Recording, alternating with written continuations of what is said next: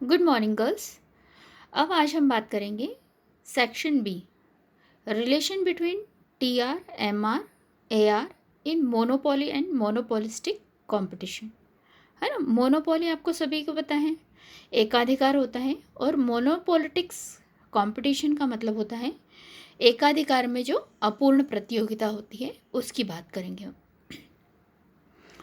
Under this imperfect competition, मतलब इस अपूर्ण प्रतियोगिता, इम्परफेक्ट का मतलब होता है अपूर्ण प्रतियोगिता जो होती है एकाधिकार में, उसके अंतर्गत हम क्या करते हैं, जितने भी हमारे गुड्स है, goods are sold at different prices. इसमें हम अलग अलग कीमत पर वस्तुओं को बेचते हैं मार्केट में। And a firm different can be sell more output, और इसमें एक फर्म को अलग अलग आउटपुट क्या मिलते हैं, आउटपुट अलग अलग टाइप के मिलते हैं।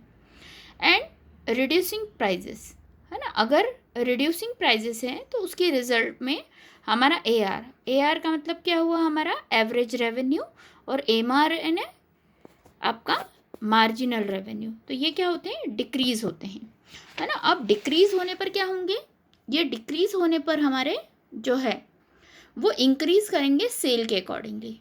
एंड रिडक्शन इन प्राइजेस, इनकी जो रिडक्शन होगी प्राइजेस की वो एवरेज रेवेन्यू के अकॉर्डिंगली होगी।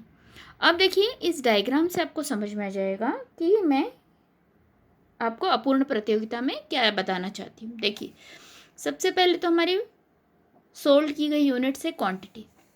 ये देखिए 1 2 3 4 5 6 7 8, ये हमने क्वांटिटी सोल्ड आउट की है, ठीक है। अब अगर हम इसकी प्राइजेस देखें तो डिफरेंट डिफरेंट प्राइजेस होती है, मैंने आपको बताया। 1 यूनिट है तो इसकी कॉस्ट कितनी है, 10 रुपीज़ है। 2 है तो 9 है, 3 है तो 8 है।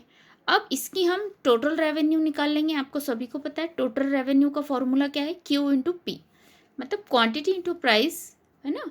तो 1 10 सा 10, 2 9 सा 80, 3 8 सा 24, ये हमारा क्या निकल गया, टोटल रेवेन्यू। इसी तरीके से 8 3 सा 24, ठीक है, ये आ गया हमारा टोटल रेवेन्यू, ठीक, कुल आगम, ठीक। अब कुल आगम के बाद में हम क्या निकालेंगे, ए आर। ए आर का मतलब होता है एवरेज रेवेन्यू। अब एवरेज रेवेन्यू कैसे निकलेगा, T R divided by quantity. तो टी आर 10 है, डिवाइडेड बाय 1 करेंगे तो 10 आएगा। 18 डिवाइडेड बाय 2 मीन्स 9 आएगा। 24 divided by 3 8, 28 divided by 4 7, 30 divided by 5 6, 30 divided by 6 5 आया।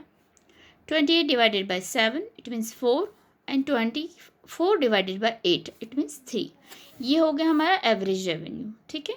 एवरेज रेवेन्यू के बाद में बात करेंगे हम मार्जिनल रेवेन्यू की। अब मार्जिनल रेवेन्यू का फॉर्मूला है हमारा change in total revenue and change in quantity, ठीक है। अब इन दोनों केस में जो भी हमारा चेंज आ रहा है, ठीक है, क्वांटिटी का चेंज और रेवेन्यू का चेंज, ठीक है, इसको हम डिवाइड कर देंगे, ठीक है। तो 10 डिवाइडेड बाय 1 इट मीन्स 10 ही आएगा। अब 18, मतलब दोनों का चेंज कितना आया, 10 डिवाइडेड बाय 10 माइनस 18 कितना हुआ 8, और इसका कितना आया 1, है ना, 2 में से 1 गया तो 1 ही आया। तो कितना हो जाएगा, 8 डिवाइडेड बाय 1 करेंगे तो कितना आएगा 8। फिर है 24 में से माइनस किया हमने 18 तो कितना आया आपका 6। 6 डिवाइडेड बाय फिर 1 कर देंगे हम तो कितना आएगा 6, ठीक है। इस तरीके से हम जो हमारा टोटल रेवेन्यू का जो चेंज है और क्वांटिटी में जो चेंज है उसको हम माइनस करके निकालेंगे, ठीक है। अब ये देखिए आप 28 में से 24 गए तो कितने बचे 4। अब यहाँ पर भी देखिए हमारी क्वांटिटी 1 का डिफरेंस आ रहा है तो 4 डिवाइडेड बाय 1 कर देंगे, कितना आ जाएगा हमारा 4, ठीक है। अब यहाँ पे है 28 माइनस 30 कितने आए 2, 2 डिवाइडेड बाय 1 मतलब सिर्फ 2 ही आएगा। अब यहाँ पे देखिए 30 डिवाइडेड बाय 30 हो गया, 30 में से 30 माइनस किए तो कितने हो गए 0, और 1 तो 0 ही आएगी हमारे पास में अमाउंट, ठीक है, मार्जिनल रेवेन्यू 0 आएगा। अब 30 में से 28 मतलब निश्चित सी बात है माइनस में आया, तो -2 डिवाइडेड बाय 1 तो कितना हो जाएगा -2। 24 में से 28 गए तो कितने होंगे 4, तो ये आ गया हमारा रेवेन्यू -4। ये होती है हमारी मार्जिनल रेवेन्यू। अब क्या होता है, हमारी जितनी भी अपूर्ण प्रतियोगिता होती है, कब? एकाधिकार की स्थिति में। उस समय मार्केट में आपको पता है जब मोनोपोली चलती है तो निश्चित सी बात है अपूर्ण प्रतियोगिता चलती है। तो उत्पादन में जो भी हमारी वृद्धि होती जाएगी उसके साथ साथ क्या होगी? कीमत भी गिरती जाएगी। इससे हमारे वस्तुओं का विक्रय क्या होगा? विभिन्न या अलग अलग कीमतों पर होगा। अब अलग अलग कीमतें रहेंगी मार्केट में तो निश्चित सी बात है आपको पता है कि हमको उत्पादन में हमारी कीमतें भी घट सकती हैं, बढ़ सकती हैं, है ना? तो हमको कम कीमत पर भी उत्पादन को बेचना पड़ सकता है। ठीक है। तो ऐसी स्थिति में जैसे जैसे हमारे विक्रय की मात्रा यानी हमारा सेल्स जो है इंक्रीज होगा तो हमारा जो एवरेज रेवेन्यू है और मार्जिनल रेवेन्यू दोनों में क्या होगी? कमी आती जाएगी। धीरे धीरे करके उसमें क्या होगा? अमाउंट हमारा कम होता जाएगा। ठीक है। तो अब इसमें हम बात करेंगे इसकी फर्स्ट कंडीशन क्या है। फर्स्ट कंडीशन क्या होगी हमारी? AR and MR under monopoly.